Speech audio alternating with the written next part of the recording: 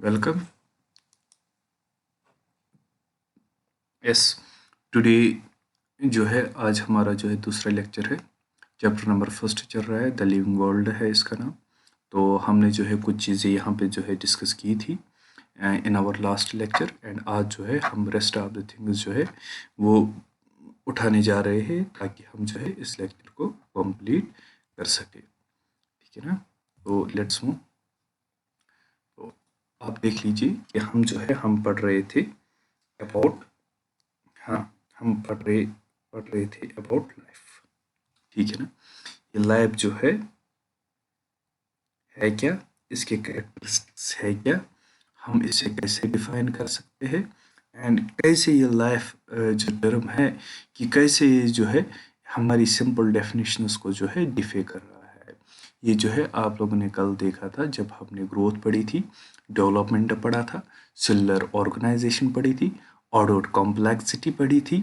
ठीक है ना? और आज के इस लेक्चर में जो है हम उठाने जा रही है कौन सा, reproduction, likewise metabolism, response to environment, and बाकी जो लास्ट की टर्म्स है evolutionary adaptation, homeostasis, life span and life cycle. ठीक है ना?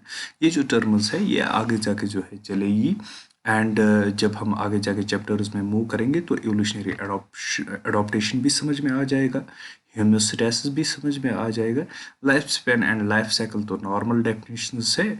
ये तो करीबन या तो इसी लेक्चर में या तो आगे जाके एक दो लेक्चर में जो है समझ में आ जाएगा। ठीक है ना? So let's move. तो देखते हैं रिप्रोडक्शन। देखो, जैसे मैंने आपको कल कहा था कि ग्रोथ जो है ये करेक्टरिस्टिक है, ठीक है ना, लिविंग ऑर्गेनिजम्स का। लेकिन इसका मतलब ये नहीं है कि ग्रोथ खाली लिविंग ऑर्गेनिजम्स में ही होता है, नॉन लिविंग ऑर्गेनिजम्स में भी ग्रोथ होता है।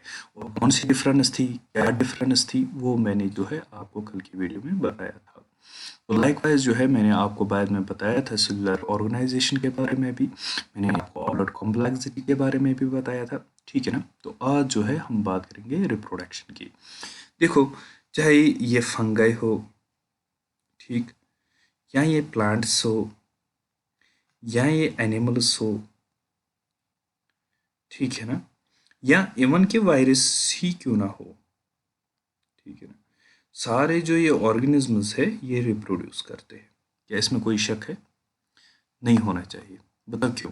अगर शक होगा तो लेट मी टेल यू कि अगर रिप्रोडक्शन ना हो, ठीक, फिर तो जो आप डाइवर्सिटी देख रहे हो, ठीक है ना, फिर तो इसका भी पॉसिबल नहीं है, ये भी नहीं होगी। क्यों?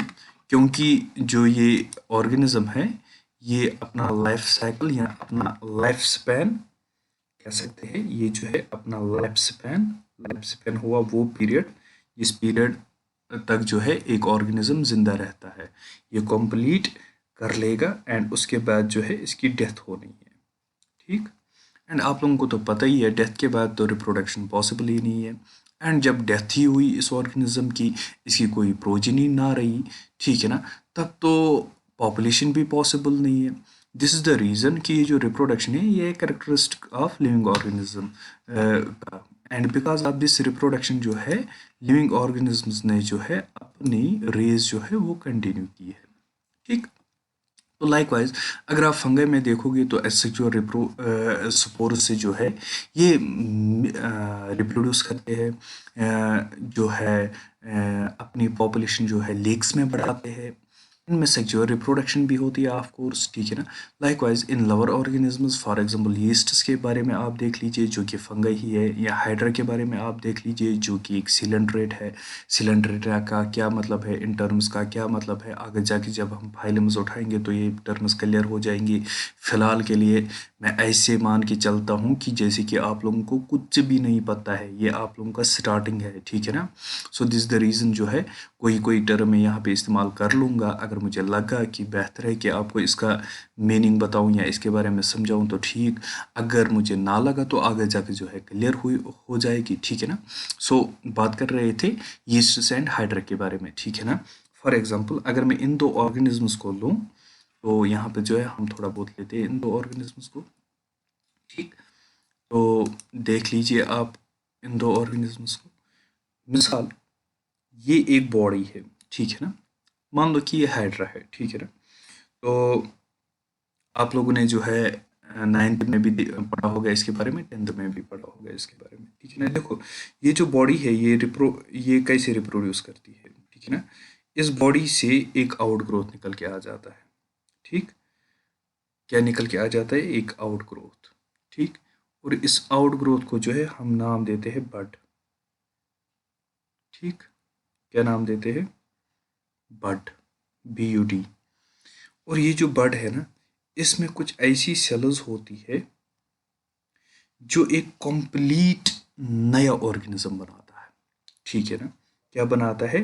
एक कंप्लीट नया ऑर्गेनिज्म। बात क्लियर? ठीक है ना। तो ये जो मैन बॉडी थी ये एक ऑर्गेनिज्म था, एंड अब इस मैन बॉडी से जो है एक पार्ट जो है वो उभर के आया, ठीक है ना, जिसमें ऐसी सेल्स थी जिन्होंने एक कंप्लीट ऑर्गेनिज्म बनाया, ठीक है ना। एंड लेटर ऑन ये जो पार्ट है ये इससे डिटैच होगा, ठीक है ना। एंड ये भी जो है सरफेस से फिक्स हो जाएगा, एंड विद दिस ये जो है एक बॉडी से दो बॉडीज जो है वो बन जाएंगी, ठीक है ना। फॉर एग्जांपल पहले की बॉडी जो है ये थी, अब जो ये बॉडीज है ये कुछ इस तरीके से हो जाएगी, ठीक है ना। तो ये जो है नया ऑर्गेनिज्म है यहाँ पे, और ये जो है ये पुराना ऑर्गेनिज्म है जिससे ये बर्ड जो है उभर के आया, ठीक। तो बाय दिस मेथड, इस मेथड को जो है हम नाम देते हैं बर्डिंग। बाय दिस मेथड जो है नए ऑर्गेनिजम्स जो है दुनिया पे आते हैं, ठीक है ना। और इनमें होता है ईस्टिस में होता है, हाइड्रा में होता है, लाइकवाइज इनके साथ प्लेनेरिया, ठीक है ना। प्लेनेरिया जो है एक फ्लैट वर्म है। फ्लैट वर्म क्या है? प्लेटहेलमिन्थेस इनको जो है हम नाम देते हैं। तो आगे जाके जो है हम ये फाइलम पढ़ने वाले हैं, so don't worry about it. तो फिलहाल के लिए जो है हम इसको उठाते हैं। देखो फॉर एग्जांपल कि यहाँ जो है मैं प्लेन एरिया को लेता हूँ, ठीक। मान लो कि आप इस ऑर्गेनिज्म के दो हिस्से कर लेते हो, ठीक है ना। ये जो ऊपर वाला हिस्सा है ना ये रिजनरेट कर पाएगा लोअर पार्ट अपना, ठीक। एंड ये जो लोअर वाला पार्ट है ना ये जो है रिजनरेट कर पाएगा रेस्ट ऑफ द पार्ट, ठीक है ना। एंड विद दिस आप देखो एक ऑर्गेनिज्म से जो है कितने ऑर्गेनिजम्स बने? दो ऑर्गेनिजम्स, ठीक है ना। एंड इस मेथड को जो है यहाँ पे भी आप देख सकते हो कि कैसे जो है इन ऑर्गेनिजम्स ने जो है अपने आप को रिजनरेट किया, ठीक है ना। तो किस में होता है? प्लेनेरियाज में होता है, प्लेनेरिया में होता है। लाइकवाइज अगर आप देखोगे फंगाई, फिलामेंटस अलगी या मॉसेस में देखोगे, ठीक है ना। तो ये जो है सारे जो है all easily multiply by fragmentation. किससे मल्टीप्लाई करते हैं? फ्रेगमेंटेशन। ये भी एक टाइप ऑफ रिप्रोडक्शन है, ये भी जो है हम आगे जाके जो है कम्प्लीटली डिस्कस कर लेंगे। तो अब देखो, now there is another thing, और एक चीज़ है यहाँ पे जो है जिससे जो है मैं हाईलाइट करना चाहूँगा आप लोगों के लिए, तो दैट इज़ यूनिसेलुलर ऑर्गेनिजम्स के बारे में, ठीक। तो थोड़ा बहुत जो है इनके बारे में जो है हम छेड़ते हैं।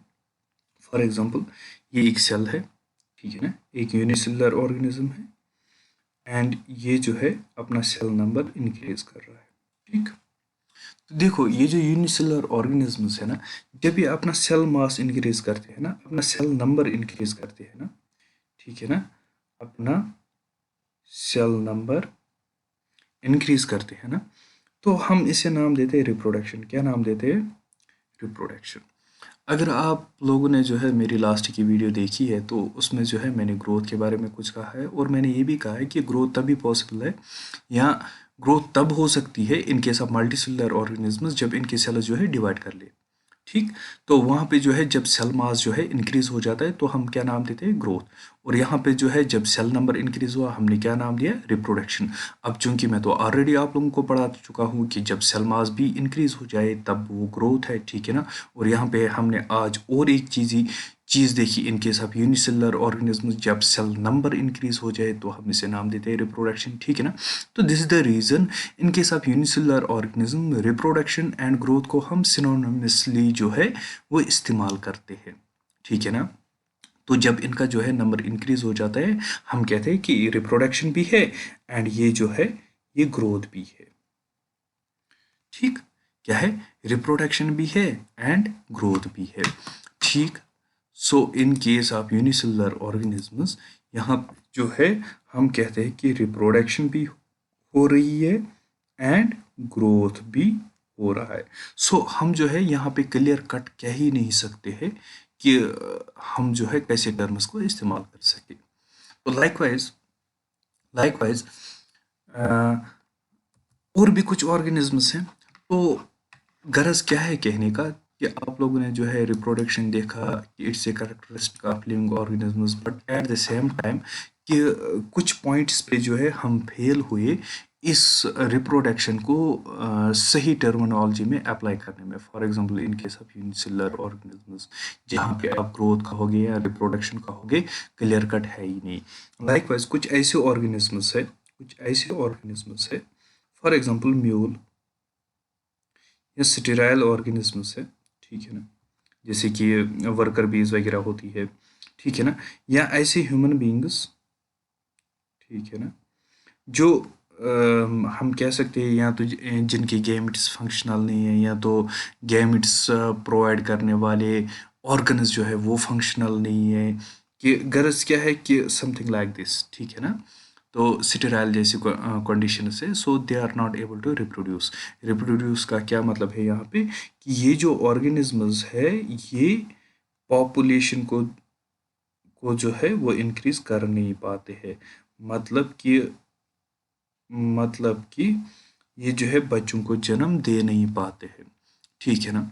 तो डज इट मीन कि यहाँ पे रिप्रोडक्शन हो रही है? नहीं, मत हो रही है ना रिप्रोडक्शन, क्योंकि रिप्रोडक्शन को मैंने पहले से ही डिफाइन किया, ये एक ऐसी चीज़ है जिससे आप अपनी रेस को जो है कंटिन्यू कर सकते हो, अपनी नस्ल को जो है वो कंटिन्यू कर सकते हो, ठीक है ना। For the continuity of race जो है रिप्रोडक्शन है दुनिया पे, ठीक है ना।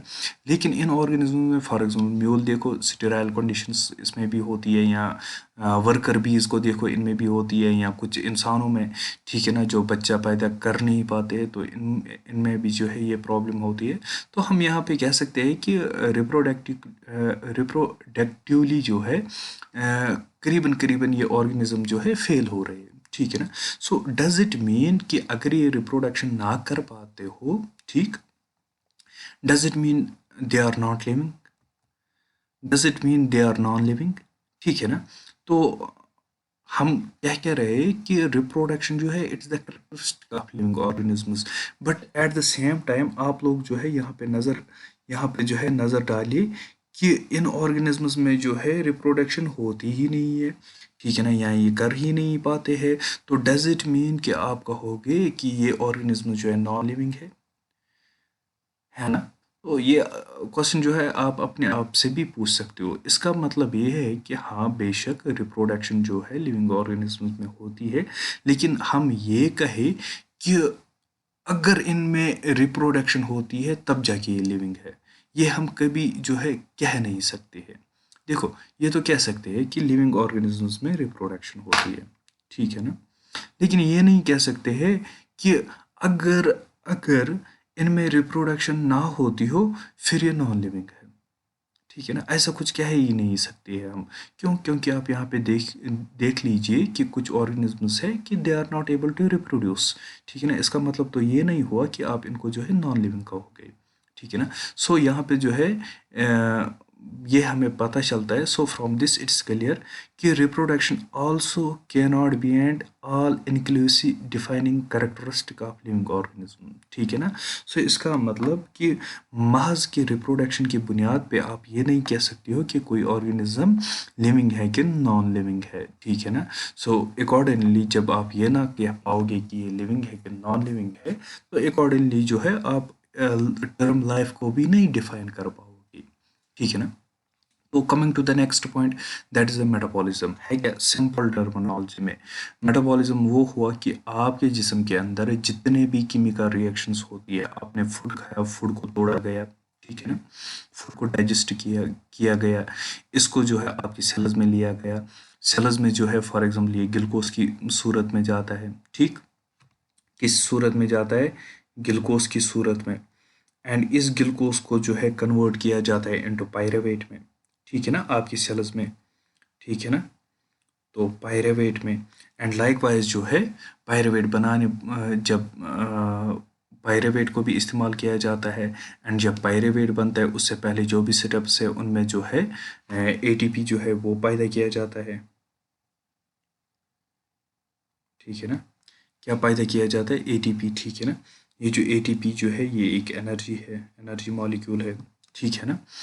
तो गरज क्या है कहने का कि ये जितनी भी रिएक्शंस है जिनसे आप पहले C6H12O6 यानी कि ग्लूकोज जो है इस फूड से एक्सट्रैक्ट करते हो, इसको अपनी सेल्स में लेते हो, तोड़ते हो, एनर्जी जनरेट करते हो, एंड इसके कुछ जो ये जो प्रोडक्ट्स हैं, ठीक है ना, उनको इस्तेमाल करते हो टू मैन्युफैक्चर समथिंग, ठीक है ना, to produce something in your body, ठीक है ना। फॉर एग्जांपल यहाँ पे जो है हम और थोड़ा जो है इसे क्लियर करेंगे।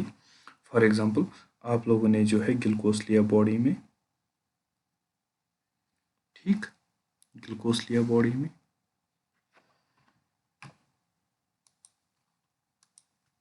हाँ,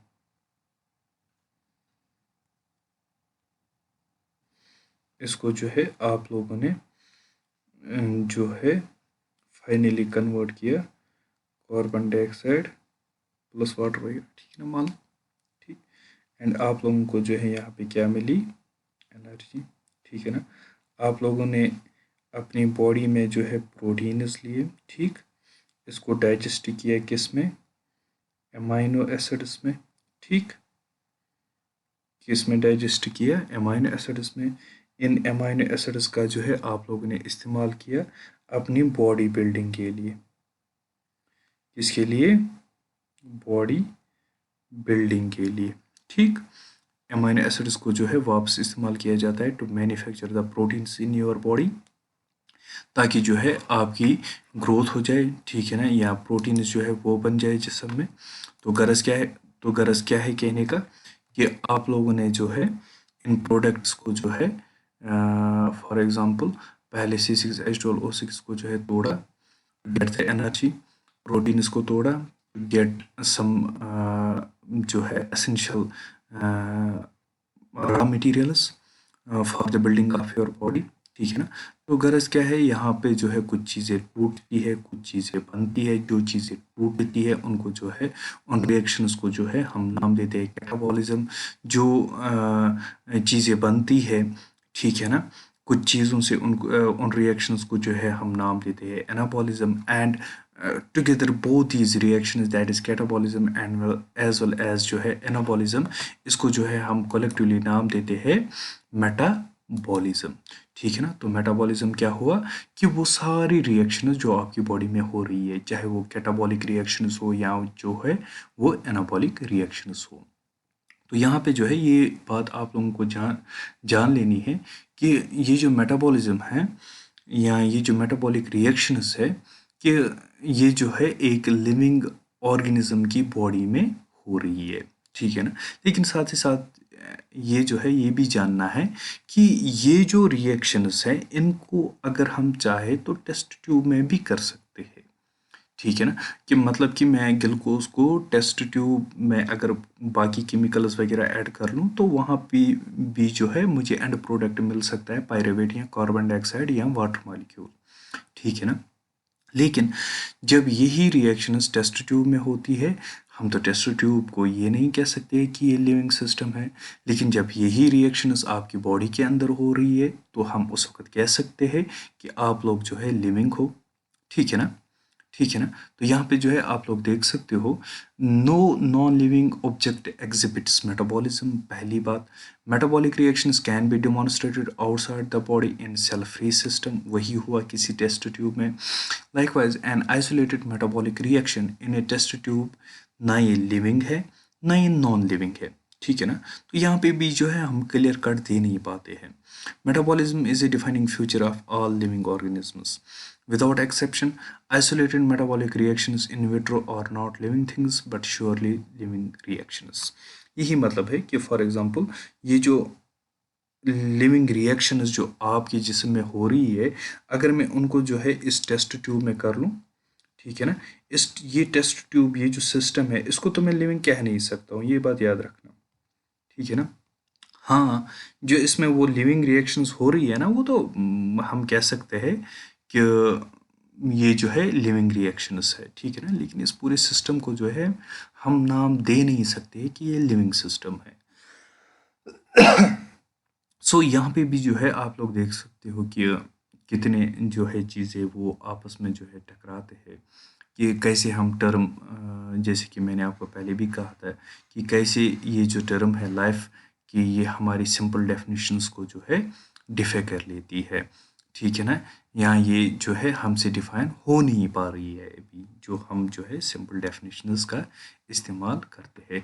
मे बी आगे जाके research is going on, may be आगे जाके हमें कुछ ऐसी चीज़ें मिले जिसकी बदौलत से जो है हम इसे डिफाइन कर सके, लेकिन टिल जहाँ तक बायोलॉजी में हमें पता है, ठीक है ना, तो ये जो है अभी भी डिफाइनड टर्म नहीं है। लाइकवाइज मैंने आपको लास्ट टाइम बताया था सेलुलर ऑर्गेनाइजेशन जो है ये डिफाइनिंग फ्यूचर है लाइफ फॉर्म्स का। चूंकि आप लोगों की टेक्स्ट बुक ने ये रिपीटेडली मान लो कि ऐसे मेंशन किया है, this the reason I to have mentioned it दिया, तो मैंने भी जो है ये मेंशन की है। हाँ, तो आगे चलते हैं।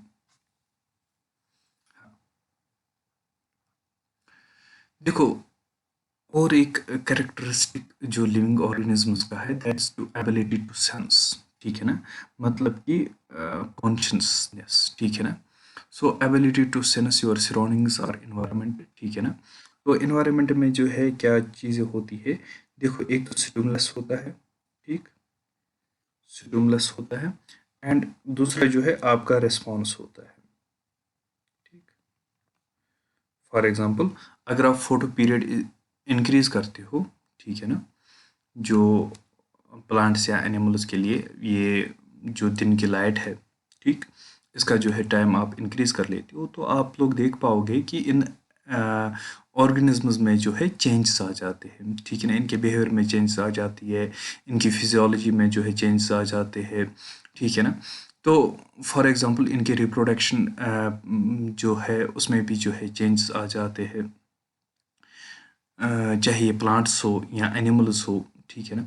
तो लाइक वाइज फॉर एग्जांपल अगर आपके इन्वायरमेंट में किसी और से डेंजर आ रहा है, तो आप वो स्टिमुलस एक्ट करता है और आपका रिस्पॉन्स क्या होता है, या तो आप भाग जाओगे, ठीक है ना, या तो आप वापस फाइट करोगे, ठीक है ना, या तो आप डर के मारे जो है वहीं पे रह जाओगे, कुछ कर नहीं पाओगे, ठीक है ना। तो ये जो है आप लोगों का रिस्पॉन्स है। तो जब आप ये चीज़ें दर्शाते हो ना कि आप किसी स्टिमुलस को जो है उसके साथ जो है रिएक्ट कर पाते हो, उसको जो है रिस्पॉन्स दे पाते हो, ये इंडिकेट करता है कि आप लोग जो है, आप लोगों की जो बॉडी है, दैट पोजेसेस द लाइफ, ठीक है ना, जो कि और इस लाइफ का जो है और एक कैरेक्टरिस्टिक फ्यूचर है कि ये इसमें जो है एबिलिटी है टू सेंस, ठीक है ना, अपनी सराउंडिंग्स को, अपने इन्वायरमेंट को, ठीक है ना। अब आप चाहे प्लांट्स को देखो, अगर हम यहाँ पे प्लांट्स में जो है स्टिमुलस फोटो पीरियड को ले, ठीक है ना, तो आप देखो प्लांट्स भी जो है कैसे इस स्टिमुलस से जो है रिएक्ट करते हैं। फॉर एग्जांपल विंटर में आप कभी भी नहीं देखोगे कि प्लांट्स जो है फ्लावरिंग करते हैं, बट जो ही जो है फोटो पीरियड जो है इनका चेंज हो जाता है, तो समर आ जाता है, तो आप लोग देखो कि ये कैसे रिप्रोडक्शन के लिए जो है तैयार हो जाते हैं, कैसे इनमें जो है फ्लावरिंग जो है हो जाती है, ठीक है ना। लाइकवाइज एनिमल्स में भी, बहुत सारे एनिमल्स में भी जो है ये रूटीन चलता है, ठीक है ना। तो लाइकवाइज माइग्रेशन पैटर्न्स खासकर एनिमल्स में आप लोग देख सकते हो इसके रिलेटेड, ठीक है ना। तो दिस इज़ हाउ कि जब जो है ऑर्गेनिजम्स को जो है इन्वायरमेंट में कोई स्टिमुलस मिलता है, तो वो कैसे जो है रिस्पॉन्स करते हैं। तो इट इट इंडिकेट्स दैट कि ये जो ऑर्गेनिजम्स है, they possess the life and they are the living creatures, ठीक है ना। All organisms handle chemicals entering their body, of course, चाहे प्लांट्स हो, चाहे एनिमल्स हो, ह्यूमन बींग्स जो है, अगर आप देखोगे ये आपकी टेक्स्ट बुक जो है मेंशन करती है, ठीक है ना। यहाँ पे जो है मैं चीज़ें जो है अपने सिर नहीं लेना चाहता हूँ, तो यहाँ पे जो है आप लोग ये देख लीजिए कि ह्यूमन बींग्स जो है, they are the only organisms जो है हु आर ह्यूमन बीइंग मैंने लिखा है, चलो ठीक है, जो कि है एवियर किसके बारे में, अपने बारे में, ठीक है ना। तो यहाँ पे जो है आप लोग देख सकते हो इसने लिखा है ओनली ऑर्गेनिज्म, दैट इज कि इसका क्या है, सेल्फ कॉन्शियसनेस, ठीक। सो consciousness therefore becomes the defining property of the living organisms, जैसे कि ग्रोथ, जैसे कि रिप्रोडक्शन, जैसे कि सेलुलर ऑर्गेनाइजेशन, इसी तरह से जो है कॉन्शियसनेस जो है ये भी एक डिफाइनिंग प्रॉपर्टी है किनकी, लिविंग ऑर्गेनिजम्स की। तो आगे चलते हैं। लाइकवाइज अब देखो, अब है क्या इन शॉर्ट फॉर्म, अगर आप लोगों ने प्रीवियस वीडियो देखी है एंड ये वीडियो जो है ये भी आप जो है इस वक्त देख रहे हो, तो बस एक क्लियर कट जो है मैं आपको देना चाहता हूँ। देखो कि आप लोगों को तो पता ही है कि हमारे जिस्म में जो है क्या है, सेल्स है, ठीक है ना, इसका बना है सेल्स का, ठीक ठीक। एंड ये जो सेल्स है ये बनाते हैं टिश्यू, ठीक। और ये जो टिश्यू है ये क्या बनाता है, ऑर्गन, ठीक है ना। तो हम लिख सकते हैं और एक लेवल, ऑर्गन सिस्टम, ठीक है ना, या मैं लिख सकता हूँ ऑर्गेनिज्म, ठीक ठीक। तो ये इंक्रीजिंग लेवल ऑफ ऑर्गेनाइजेशन है, that is organism is the highest level here, and cells मान लो कि ये जो है लोएस्ट लेवल है, ठीक। अब देखो सेल्स जो है, जब ये सेल्स मिली तो इन्होंने क्या बनाया, टिश्यू, एंड टिश्यूज ने क्या बनाया, ऑर्गन्स। लेकिन अब देखो ये जो टिश्यू है ना, पता है कि ये कैसे मेंटेन रहता है, जब इसके सेल्स जो है एक दूसरे के साथ इंटरेक्ट कर लेते हैं, ठीक। ये इस तरीके से इंटरेक्ट करते हैं कि हर एक सेल को पता होती है कि मेरे इर्द गिर्द कौन सी सेल्स प्रेजेंट है एंड मुझे इन सेल्स में कैसे बिहेव करना है। फॉर एग्जांपल अगर इस टिश्यू को ग्रो करना है तो हर एक सेल किस तरतीब के हिसाब से ग्रो करेगी ये हर एक सेल जान लेती है, और ये तभी पॉसिबल होता है जब ये सेल्स एक दूसरे के साथ जो है इंटरेक्ट कर, न कि जन कि ये सेल्स एक दूसरे के साथ इंटरेक्ट कर ले एक टिश्यू में, बल्कि सेल्स के अंदर जो ऑर्गेनेलीज होती है ना, जो ऑर्गेनेलीज होती है, फॉर एग्जांपल माइटोकॉन्ड्रिया होता है, ठीक है ना, in case of plants chloroplast होता है, but in case of animals जो है क्लोरोप्लास्ट एब्सेंट होता है। So likewise we have nucleus, ठीक है ना। इसी तरह से जो है प्लांट्स में भी न्यूक्लियस वगैरह होता है। हमारे पास जो है एंडोप्लाज्मिक रेटिकुलम, गोल्गी एपैरेटस, बाकी बाकी चीज़ें होती है, ठीक है ना। इनको जो है हम नाम देते हैं सेल ऑर्गेनेलीज। और पता है ये जो सेल ऑर्गेनेलीज है ना, ये भी एक दूसरे के साथ जो है इंटरेक्ट करते हैं।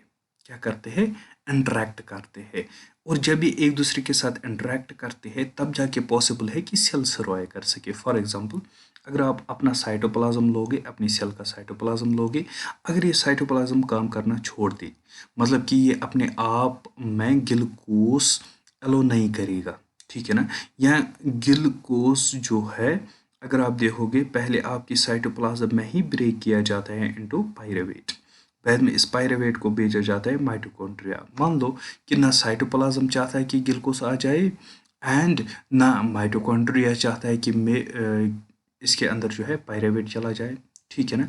जब ये दोनों कुछ नहीं चाहते हैं इस ग्लूकोज के रिलेटेड, तो बात तो एविडेंट है फिर कि एटीपी ही जनरेट नहीं होगा, और जब एटीपी ही जनरेट नहीं हो जाएगा तो एट दैट टाइम जो है सेल जो है वो मर जाएगी, क्योंकि इसे जो है एनर्जी की ज़रूरत है, ठीक है ना।